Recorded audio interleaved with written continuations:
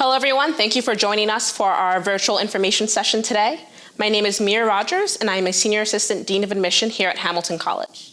And my name is Tyler Boyle, and I am an Assistant Dean of Admission here at Hamilton. So for the structure of this virtual information session, we're going to start out with the Hamilton motto and the Hamilton promise. Hamilton's motto is know thyself, and it really strives to be a space where you can know who you are and be who you are in this very supportive academic and social environment. In order to make sure that environment exists on campus, we make a promise to all of our students. Our three promises at Hamilton are that we want students to study what you love, we want you to be who you are on campus, and we want you to find your future. We believe if that you can do all three of those things, that the journey of knowing yourself will be ready to go. During the next part of the session, we'll talk about each of the promises individually, and then we'll wrap up with a conversation about financial aid and the admissions process, which for me at least is my favorite part of the entire information session. Absolutely. So kind of diving right in, the first promise that we mentioned was we want students to study what you love on campus. I would say that the biggest takeaway from our academic section is that we have an open curriculum on campus. Now I'm sure you're probably asking what is an open curriculum, but an open curriculum means that we have no general distribution requirements, no core curriculum, but rather you really get to explore the entirety of the curriculum as early as your first semester on campus. One of my favorite parts about the academic curriculum at Hamilton is the open curriculum. And I think a big part of the reason why, for me at least, is that I went to a different liberal arts and science college, and we had those distribution requirements. We had to take 3 classes in the math and science, 3 in the arts and humanities, and I majored in theater. And I remember having to take this physics class that I did not want to take at all. I barely passed physics in high school. And so the entire class, I was in the back of the room on Facebook and BuzzFeed and looking at my computer, which really wasn't fair to my classmates or my professor. I love that at Hamilton, at least, that's something that never happens. You know, if you're in a classroom, everyone chose to take that class because they want to learn about that topic or learn from that professor, and they're just engaged in a different way. I know you went to a school that had an open curriculum, so it was a different experience for you. For sure. So yeah, like Mia was saying, I went to a different school that had an open curriculum, and that first semester I was really eager to take things that I had never heard of before. For example, cognitive science. I had no idea what cognitive science was. And so I took 4 classes that I had never heard of before, and at the end of that first semester, I 100% knew that those were 4 things that I never wanted to study again. And I think that's a really amazing opportunity for me to have been able to choose those classes and to choose never to take them again. Granted, by my sophomore year, I had figured it out, and I had found things that I was more interested in studying. And I know here at Hamilton, students certainly have a similar experience. Some students come to campus and know that they want to dig into psychology or government or economics, but other students kind of want to have that flexibility to try out new things without really missing out on other electives that they might want to take. Absolutely. And just to give you some more logistical information aside from the open curriculum, the way academics work at Hamilton is every class is worth 1 credit. You don't do the whole 3-credit, 4-credit thing. They're all just worth 1. On average, students take about 4 classes or 4 credits a semester. You can take up to 5. I think if you would like a social life and an academic life, you only really need 4. And students, if they take 4 classes a semester, are on track to graduate in time with 32 credits, which is what you need to actually graduate as a senior at Hamilton. Aside from that, we're a small liberal arts and science college, so of course we have small class sizes. The average class size at Hamilton is around 16 students, and the student-to-faculty ratio is 9-to-1. I think it's something different in a way, though, aside from just having small classes. People actually really get to know you in that classroom as well. Absolutely. The professors take a very active role in the classroom. They want to get to know you. They want to call on you by name, and if you pass them on campus, they want to be able to speak to you and see how you're doing. In fact, there's a story that brings to mind of an English professor who spends the summer before, or I guess the break before the upcoming semester, either summer or winter break, and she takes the time to get to know their students' names before they walk into classroom that first day. And I know for some students, if they're not expecting it, it kind of takes them aback a little bit. But it's definitely I think it really shows how serious the professors take their jobs as professors. Yeah, absolutely. And I think they are teaching at a school like Hamilton for that reason. They don't want to teach somewhere where everyone is just a number in the classroom, that you really are a name. They get to know you and are learning from you just as much as you're learning from them in the classroom. In addition to the open curriculum, I would say what makes Hamilton's curriculum unique is that we do have a curriculum that's very focused on writing and communication as a whole, and that shows up in different ways.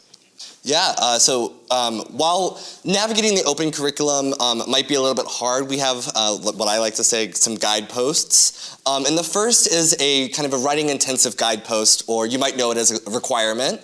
And at Hamilton, we require students to take at least 3 writing intensive courses. I know that we've just been spending probably about 5 or 10 minutes talking about how you don't have to be in classes that you don't want to be in, and you have full flexibility to study new things. And now we're telling you that you have to take these writing intensive requirements. However, the writing intensive requirements actually span the curriculum. So about 19% of all of our classes at Hamilton are designated as writing intensive. And while students are required to take 3 writing intensive classes, students typically graduate with between 6 and 8 writing intensives on their transcript. For example, linear algebra counts as a writing intensive class because students are doing a very specific type of writing in their linear algebra class. Hamilton really wants to value and show that we recognize that style of writing. I think at the end of the day, the thing to remember is that it's not this idea that you're a biology major, now take this literature class. They really focus on making sure you know how to write for what you're studying at Hamilton, because it is a lifelong skill that everyone needs to have. We want to make sure we're supporting you in doing that as well. One of the ways that happens on campus is through the Writing Center. And it's a unique space where students can go if they have an assignment they want to work on or have a paper they've written and want someone to sit down with them and give them feedback. A lot of students will go to the Writing Center pretty often on campus. So students can actually go into the Writing Center at any point in their time throughout their writing process, whether it's at the very beginning in the brainstorming stage or if they have a final piece of work that they want to have edited. It really spans your writing process, and we want to recognize that we're meeting students where they need the most support. I think Mia actually knows a few students who have standing appointments at the Writing Center. And it's really just a way for students to kind of work on their writing and have that support for sure. Hamilton's also one of 2 liberal arts and science colleges that has an oral communication center, and it functions in a very similar way. It's a space where you can go there ahead of time if you have a presentation in a class and present in front of someone, get their unbiased feedback before you actually have to do it in front of your peers and your professor. Yeah, I actually, before I started giving information sessions, went into the Oral Communication Center to have my information session filmed very much like this, except I was standing up. And at the end of my session, a peer tutor who was a student went over my session with me, and she told me that I spoke too much with my hands and that I swayed too much back and forth. Luckily for you, I'm sitting down, so that swaying isn't necessarily happening, but as you can see, I talk very much with my hands, and so that's just something that I'm aware of now and have tried to figure out how to work with. I talk with my hands a lot as well, so I think it's fine. I think that's an interesting critique in some ways. I would say at the end of the day, our goal is for when students are graduating from Hamilton, they are able to develop these 3 important skill sets. They're able to think critically, they can write analytically, and they're able to articulate themselves clearly. And if we want that for our graduates, we want to support them with different resources and systems in place that help them attain those skills. Another support system that we have in place for students, aside from the Writing Center and Oral Communication Center, is our advising system. Typically, your first-year advisor at Hamilton is a professor that's teaching one of your classes that first semester. With the idea in mind, of course, you see them for your advising meetings, but you're also, in a way, forced to see them 2 to 3 times a week in class. And you're actually able to build that relationship with them. You get to know them a little bit more. They get to know you and what you're struggling with. Maybe it's your transition to college. Maybe it's another class that you're taking that semester, and are actually able to build that relationship. Yeah, I think they recognize that navigating an open curriculum after coming from probably a pretty strict set of requirements in high school is a lot to handle. And college is a transition for all students, no matter what kind of high school you went to. And so these advisors are really there to help support you throughout that first semester and really that first year, both with the open curriculum, but they also want to understand if you're homesick at all, or if you're getting enough sleep, or how your roommate situation is. They really want to fully understand you as a fully realized individual so that they can best support you throughout anything that you might need. And students get to know faculty on campus, whether it's through classes, through the advising system, but also through research. There's a lot of research that's happening at Hamilton. I find often when people are thinking about research, the first thing that comes to their mind is STEM research, which of course happens here as well. There's a lot of research happening in the various science departments. But I also love that there's research happening in the arts and humanities and the social sciences, and students have a range of options for participating in research during their time here. Some students will do research on campus with a professor in the summer, and some students will pursue off-campus research projects as well.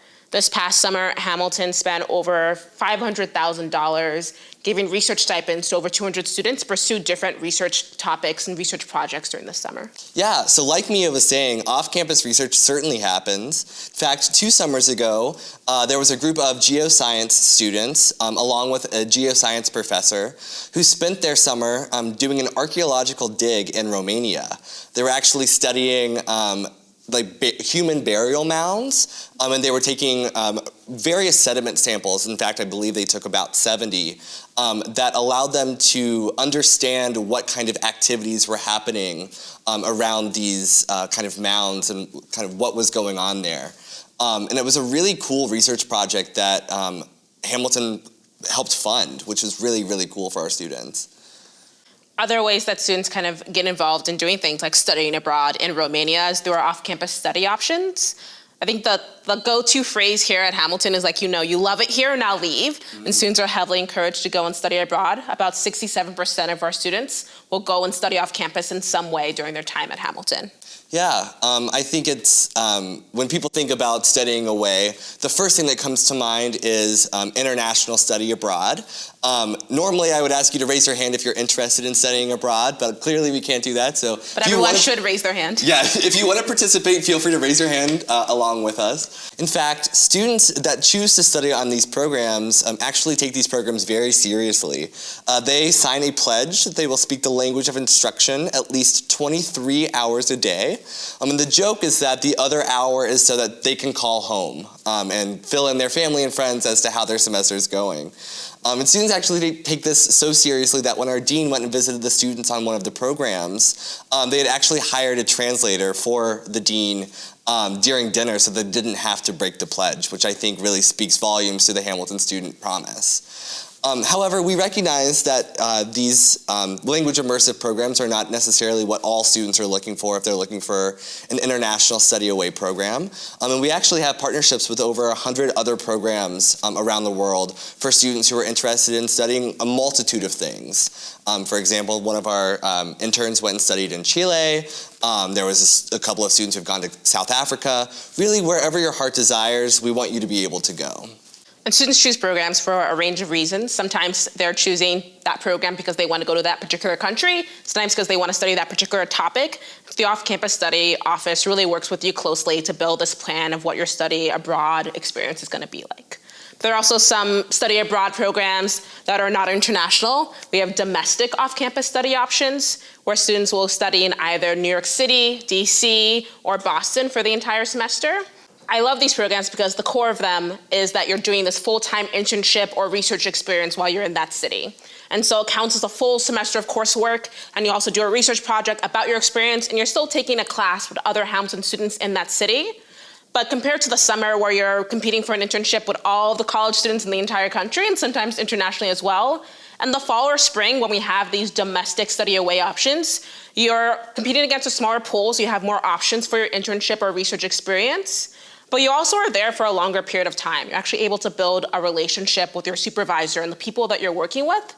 And we find that it often leads for our students to having full-time job offers because they've had that internship experience for the entire semester. So we've given you a lot of information already about the academic curriculum at Hamilton, about studying what you love, which I know is a lot of information, but first and foremost, you're at a college campus for the academics, but we recognize there are other pieces that are equally important to that entire college experience, which leads us to our second promise. Just be who you are.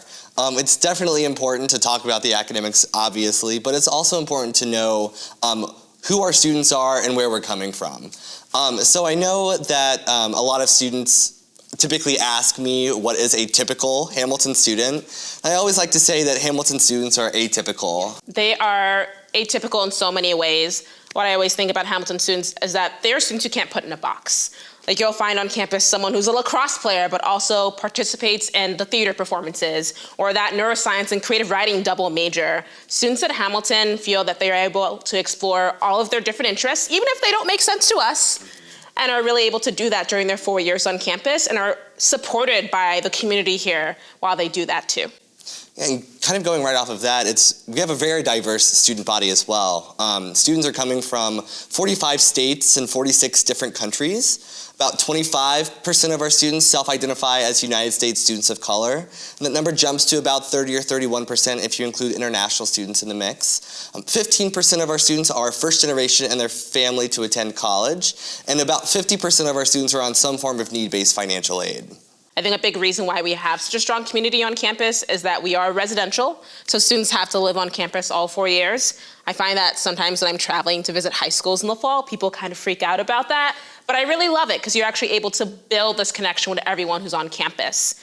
And there are such a range of options for you. There are 28 different residential halls on campus, and where you live will change every year, as well as the style of living you have. Of course, I think now is the time to prepare yourself mentally. As a first-year student in college, you're going to have a roommate. It's bound to happen. And so you'll have that roommate experience either in a double or a triple or a quad.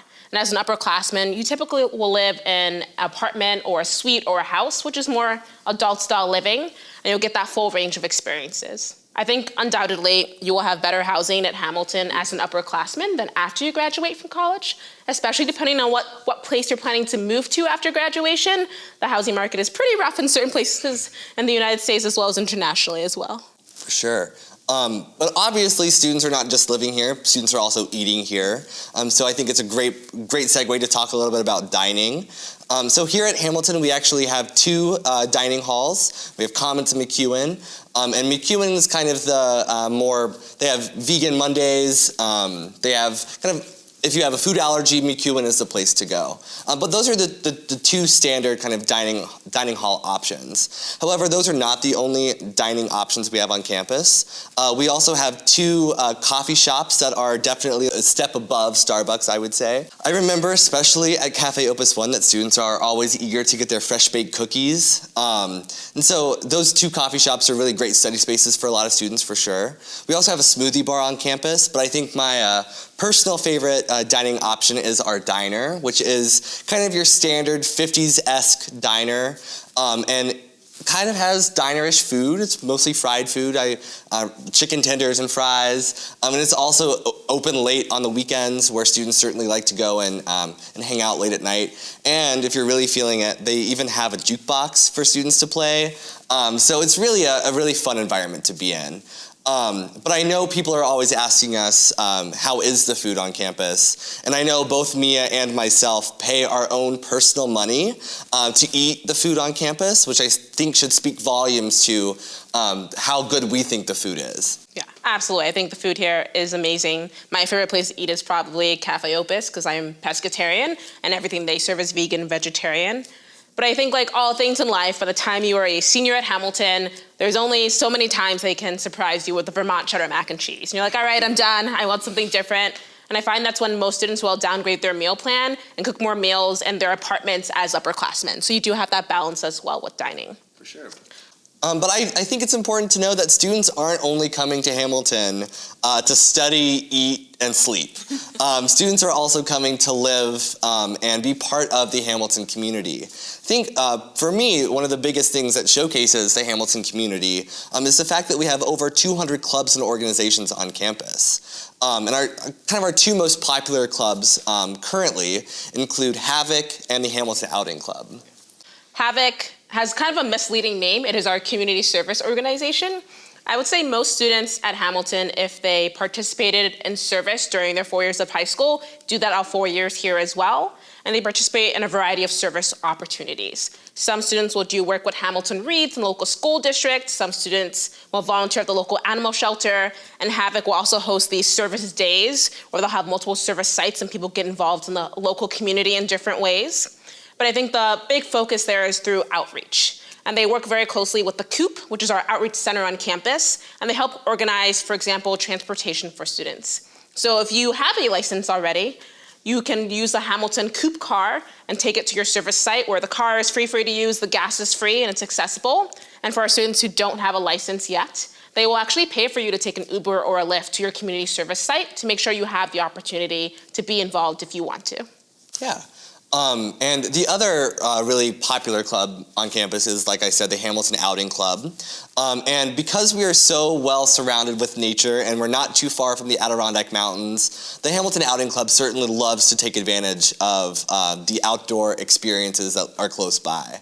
In fact, if you are part of the Hamilton Outing Club and you pay a small fee at the beginning of each school year, you actually have free range to take advantage of all of the Hamilton Outing Club equipment and gear. So if you want to go for an overnight camping trip with your friends, you can certainly rent out a tent and whatever other equipment you might need. But the Hamilton Outing Club also certainly puts on events, and I think my personal favorite event that they do every year is the 46 Peaks Weekend. So if you're unfamiliar, there are actually 46 high peaks in the Adirondack Mountains, and it's kind of a hiker's lifelong dream, if they're like avid hikers, to reach the top of each of the 46 peaks and become a 46er. But Hamilton Outing Club really likes to speed that up and try to get at least one Hamilton student on each of the 46 peaks in at least one weekend, which I think is just absolutely amazing. Unfortunately, I think the last time that it happened was the fall of 2014, but as the Outing Club always says, it's about the journey and not the destination, and my fingers are definitely crossed to see if they make it happen this fall. In addition to our student organizations on campus, there's also a lot happening with athletics. Hamilton is a Division III school, and we compete in the NESCAC, which is the New England Small College Athletic Conference. Yes, we are aware that we are in New York, but that is our athletic league. And I love how invested students are in what's happening with varsity athletics. I can speak for myself, but maybe you can tell me what you think as well, Tyler. I have personally been to more athletic events at Hamilton than when I was in college. I think it really speaks to the school spirit that exists and the community that is here on campus. I feel absolutely the same way. I think there is such a supportive nature of athletics and just really what's going on campus that students are supporting their teammates and their classmates and their friends and their hallmates just in everything that they do. And one of the big kind of things that happens very publicly are the sports. I would say students go to athletic events with the same frequency they go to an a cappella concert or a theater performance, as Ty was mentioning. It really is to support the overall community. Hamilton has 29 varsity teams, 16 club teams, and 15 intramural teams. I think there's something for everyone, regardless if you want to play against another college at that competitive level, or just have fun with your friends on campus on an intramural team. We have the sports that you'll see from campus to campus. There's ultimate frisbee, there's rugby. My favorite one that's a little more unique, there's a marathon canoe racing team at Hamilton, which always makes me smile. One of our coworkers was part of that team when she was a Hamilton student. So there really is something for everyone. Absolutely. But sports and activities aren't the only things. There are also some really cool Hamilton traditions that happen year after year that I think are really important to talk about. The first is one that happens every fall, and it's called the Great Names Speaker Series. And it's where Hamilton actually brings someone who is designated as a great name in their field to campus to give a speech to the Hamilton community. Unfortunately, this past year, Mia and I were both in Chicago when the Great Name Speaker Series was happening, and it was Tina Fey. So kind of to pay homage to Tina Fey, we actually went to Second City to kind of because we were missing out on the event. But some other really cool speakers have come, such as Neil deGrasse Tyson, Derek Jeter, Madeleine Albright. The lists just are really, really, really cool, and I think it's something that you should certainly check out if you're interested. I think another huge campus favorite for traditions is FebFest, which we actually finished up last month. And think of it as a week-long winter carnival where there are all these different events. My favorite event during FebFest is the chili cook-off. I participated one year with one of my coworkers. We did not win. It was a student who won, but the chili was amazing. But I love that so many people, whether it's a faculty member or a staff member or students, all get together to make their own chili dish and compete against each other. Yeah, and my birthday actually falls during the week of FebFest, and I actually had the Friday of FebFest off. But my coworkers, Mia included, actually scheduled for the all-male a cappella group, the Buffers, the Hamilton College Buffers, to serenade me and wish me a happy birthday at 9 a.m. on that Friday morning. And it was really, really special. And I think FebFest is just a really nice way of connecting with the Hamilton community in a fun way in what seems to be month 6 of a never-ending winter sometimes. Yeah. You find things you love to do in the winter, whether it's snowshoeing by moonlight, which happens during FebFest, or ice skating, or a chocolate tasting. There are so many different experiences during that time. But there's also a lot for students to do off the hill as well. Students do go off campus and explore the outside location. Hamilton is located in the town of Clinton, which I like to describe as a quintessential small town. I used to live in Clinton for 3 years, and I knew all of my neighbors. Sometimes I didn't even lock my door. There's a village green, and in the spring and summer, every Thursday, there is a farmer's market, which is the highlight of my life. I go every single week, no matter rain or shine. And I really love that there's such a tight-knit community in the town that's so connected to the college as well. Some of my other favorites of things that are in Clinton include the Creameria, which is actually an authentic Italian gelato place, where it gets far too much of my paycheck. And every fall, we have the Clinton Cider Mill, which produces their own homemade apple cider donuts, apple cider, just a lot of different food options. It feels very like central New York, like this is what you have to be experiencing in the fall. And like Mia was saying, Clinton is a small town for sure. It's about 2,400 people.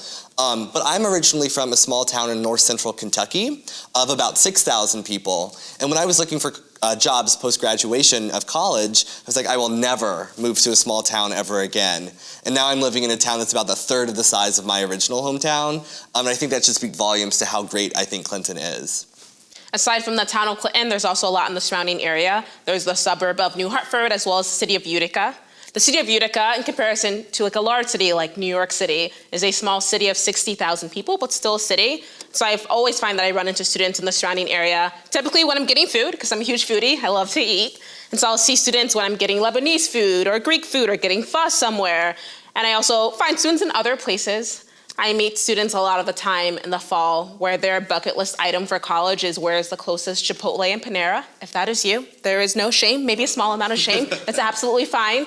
But both of those are also 15 minutes from campus, and students go off campus regularly to experience the surrounding area, whether it's to eat or to go to different shows. Yeah, and we try to make it actually very accessible for students to get off campus. We actually run a daily shuttle, free of charge to students to both the village of Clinton and the town of New Hartford. And one time a parent asked me if the shuttle brings the students back as well. The shuttle does in fact bring students back to campus too. And on the weekends, we actually run a shuttle to Utica as well, so students can certainly get off campus if they're looking for it. But that's all stuff that happens during the school year. I think it's also important to know how students are getting to and from campus to go home, because I'm sure some of you are not within driving distance, or maybe you are, but that 14 hours just doesn't sound too appealing to you. And so luckily, we do have an Amtrak train station in the city of Utica, which will get you to either New York City, Boston, Toronto, or Philadelphia within about 4 hours. And from there, you can really go almost anywhere that you're looking to go. And then for those of you who might be flying, the Syracuse airport is about 45 minutes away, and then the Albany airport is about an hour and a half away. And around break time, so summer, winter, fall, or spring break, there are shuttles that go to each of those locations to help it make it even more accessible for students to get to where they need to go.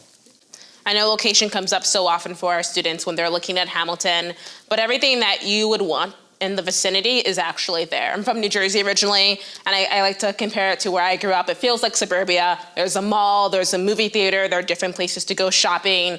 It very much is a place where everything you would need is accessible, but I don't find it's a place where students are leaving every weekend to go home or go somewhere else. Campus life is very much centered in what's happening on campus, and students sometimes really don't even want to leave in different ways. So now that you've learned a little bit about the academic experience and who our students are, I think it's really important to talk about our third promise, which is to find your future.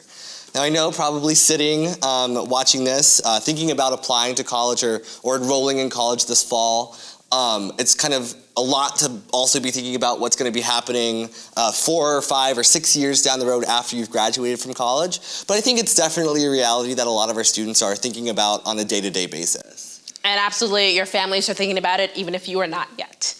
I really think in terms of finding your future, the Career Center on campus is phenomenal. One of the things that's unique at Hamilton is every student on campus is assigned a career advisor in the Career Center. And this is someone that will work with you to really figure out this idea that you're studying what you love on campus. How is this going to lead to a career that you love as well? Or allow you to explore multiple careers that you might love, because there is so much to do out there in life. And a big part of that piece of knowing yourself is knowing that there are so many things that you're good at, so many strengths that you have that can lead to different avenues in life. I think that something that's really unique about our Career Center at Hamilton is that we don't wait for students to come to us, or rather come to the Career Center to build a resume and a cover letter in their junior year in a panic because they haven't had an internship before. Rather, we go to them by assigning these career advisors as early as their first semester on campus. We want to establish that relationship so that Hamilton students are thinking about, oh, what does an internship look like? Or how do I write a resume or a cover letter? I think the Career Center has a really amazing set of resources for students to start thinking about that early on. And they also go to students, and so they have their discovery team, which will host different office hours throughout campus, whether it's in one of the cafes, or actually go to like a common room of a residential hall and be like, this is where we'll be tonight. Come if you want to talk about creating your first resume. Right. And they host different events throughout the school year. They have a panel series called How I Found My Internship, where they have current students talk about finding their first internship experience. For seniors, they do an event called Interview Crash Course, where staff members or faculty members or alumni come back to campus and do one-on-one mock interviews with seniors before they actually go on the job market. And so they very much meet you where you are throughout the entire process. Yeah. And I know another really important thing that people are thinking about is, how do I build a resume alongside taking a full course load of academic classes? And so I think the Career Center really helps with that and helping find summer internships for students. We actually have an amazing directory called Handshake for students to access all different kinds of internships or job opportunities for specifically for Hamilton students. In fact, there was one student who was actually one of our senior fellows last year who spent the summer before her senior year working at Deutsche Bank in New York City. And after finishing the internship and staying in contact with her supervisor, she actually landed a full-time job that she was ready to go into as soon as she graduated from college. So she was actually pretty well set up almost immediately before senior year even started. And I think that's a really amazing thing to be prepared for, is like that little thing you're not having to take up your headspace with, but rather you're able to really think about what your senior year will look like and how to fully enjoy it. For our students on campus, 96% of them will have at least one internship by the time they graduate from Hamilton. I'm sure the Career Center would love for that number to be 100%, but I think that's still a really high rate. So they're really making sure they're exploring in different ways and having these very valuable experiences. Yeah, and similarly, within 1 year of graduation, about 97% of our students are placed. That sounds a little harsh, but they are in the field that they're looking to be in, whether that is a fellowship, a full-time job, going into graduate school, or whether they're just kind of like maintaining and waiting to figure it out a little bit. Our students are pretty well prepared for the what comes after Hamilton once it actually happens. They have a plan after graduation. I also love to talk about, when you're thinking about finding your future, this idea that your future is not always in what you major in on campus, and that's okay as well. Again, this is a place for exploration and a place for you to figure out what you love that you're studying, but also what career you're going to love at the same time. Yeah, I think some alumni exemplify this very, very well. Hamilton's alumni network is actually very, very strong, and Hamilton alums love supporting the college. In fact, our alums actually rank in the top 1% of alumni loyalty, which is technically a monetary designation, but it really does go above and beyond just giving money. It also shows the time and dedication that they give to Hamilton as well as current Hamilton students. But one alum that I absolutely love talking about, his name is Paul Lieberstein, and I believe he was a class of 1989. And on campus, he was an economics major. And after graduation, he spent a little bit of time. He went back home and just kind of was trying to figure it out a little bit.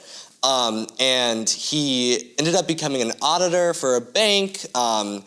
He liked to say that he had a couple of dead-end bank jobs. He worked various jobs and just didn't like it. And so he actually ended up moving to Los Angeles and becoming a screenwriter. And he's most well known for his screenwriting ability and role of Toby on the American version of The Office. Now, I know I absolutely love The Office, so when I found this out, I thought it was super cool. I could actually quote every episode almost, because I've seen it all so many times. But I think you have a very different Well, I just don't do awkward humor well, so I haven't been able to watch a full episode of The Office. But whenever I talk with people, they always tell me that Toby, the character he plays, is actually someone people like on the show. Like, apparently the rest of the characters aren't very likable. Right. No, absolutely. I think it really showcases a nice Hamilton alum right there. Yes, and that is also why there is a Utica office in The Office. Yes. Nice little homage in that sense. One of my favorite alums to talk about is Mark Randolph, who, when he was a student here at Hamilton, was a geology major, and he worked in that field for several years and just wanted a change of pace. So he started to try his hand at entrepreneurship, trying to work on different startups. And some of them didn't work out so well, but eventually he met another liberal arts and science grad from a different school, and they came up with this idea to mail DVDs to people so they could watch them at home. And he was on campus this past fall and telling students about this experience, and he mentioned that his wife thought like this would never work, that this was the worst idea ever. But it ended up really working out well for him. He ended up being the co-founder of Netflix, so we have him to thank for all the hours we're gonna binge watch TV in the next couple of weeks especially. For sure. And I think both of these alumni examples really showcase the promises that we started out this conversation with. Both Paul and Mark, and really every Hamilton alum and current student, they were able to study what they loved while they were in college. They were able to be who they were on campus and off campus, and they were able to successfully find their future and develop these really amazing things for us to be able to enjoy. I think the last thing to kind of note as well with finding your future, I feel like I'm always reading something where they talk about this, where this idea in mind that the jobs that exist right now didn't exist 10 years ago, and 10 years from now there'll be careers and jobs we can't even dream of. We want to make sure Hamilton students are prepared for whatever comes next, and they're able to do that with the 3 promises. Right. Do you have anything you want to add before we move to my favorite part? I think the only thing that I have to add is that before we move to your favorite part, all of that is just useless information unless you apply. Yes, that's true. That is very, very true. And so we hope you're considering applying to Hamilton, or if you've already applied, you're in the process of choosing Hamilton to be your home for the next 4 years. But right now, Tyler and I want to talk about financial aid and the admissions process. I think to start, we'll kind of get the elephant out of the room and talk about financial aid. The financial aid process can be very confusing. It takes a lot of work, and is probably one of the most complicated things you're gonna have to go through in the next couple of years if you're still in high school at the moment. But I think the Office of Financial Aid at Hamilton really works with students and their families. If you have a particular question that is unique to you or your family situation, feel free to give them a call at any time or send them an email. They're happy to talk with you on the phone because they know the process can be very confusing, especially if it is your first time going through the process. I think there are 2 really big things to know about financial aid at Hamilton. The first is that we are a school that is need blind in the admissions process.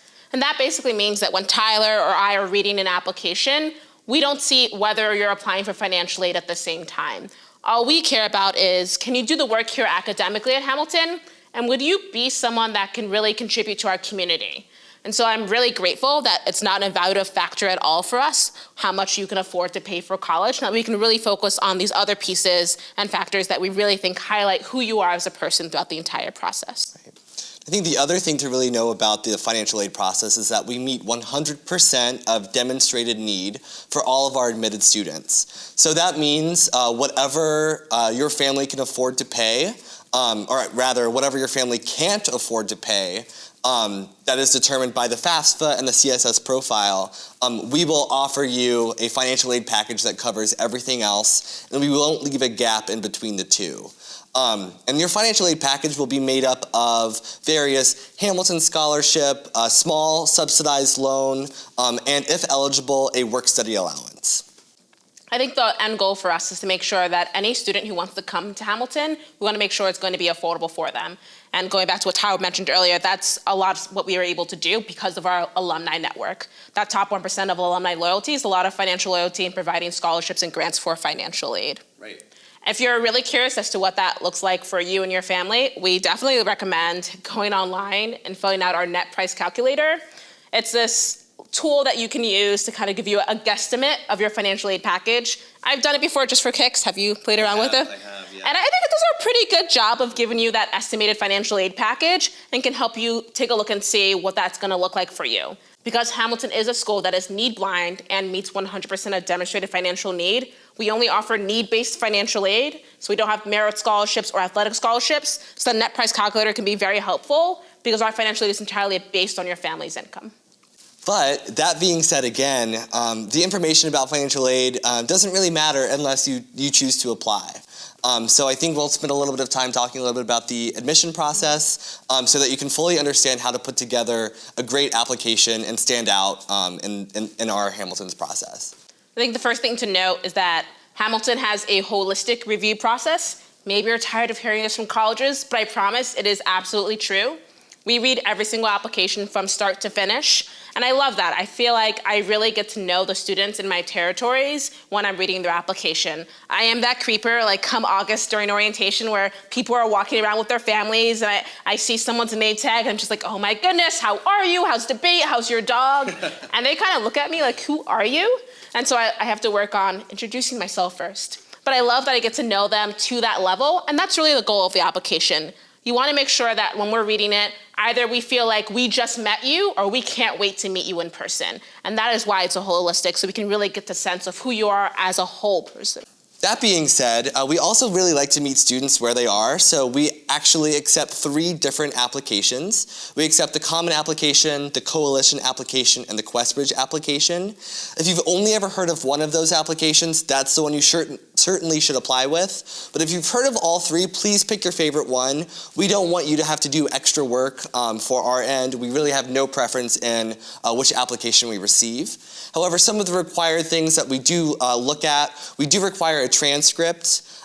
We do require an essay, and let me tell you, I know probably a lot of you are thinking and freaking out a little bit about the essay, but please take a sigh of relief. Most of the essays we get are good, and it's just really, it's a way for us to get to hear your voice come through the application, because until then, we don't really get to connect with you.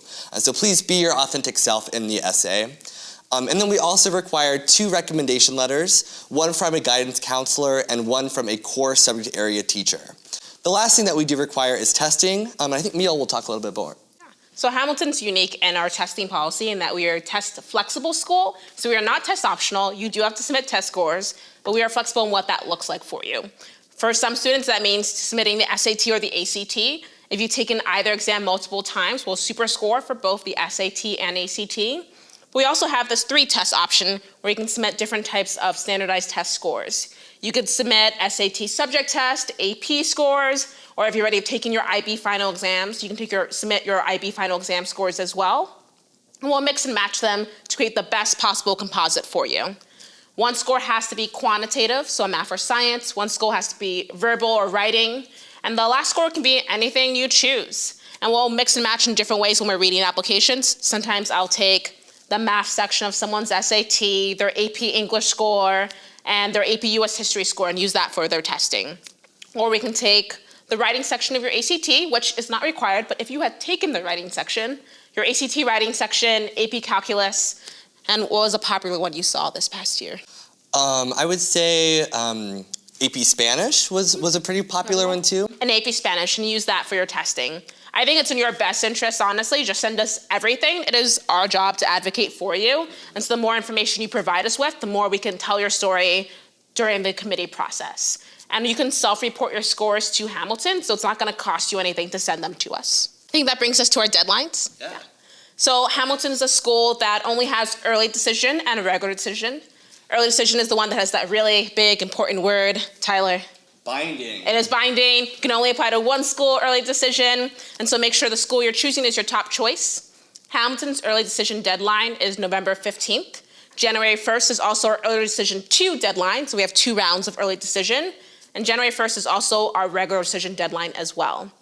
I think we do this thing that's pretty unique in some ways. Say you apply to Hamilton January 1st for regular decision, and 2 weeks go by and you're like, actually, Hamilton is my top choice. I really loved Mia and Tyler's information session. It was so great, even though it was virtual. I really want to go to Hamilton. You can convert your application to early decision 2 all the way up until the very last day of January. So it gives you a little more time to think about it as well, because we want to make sure you're confident that Hamilton is your number 1 choice.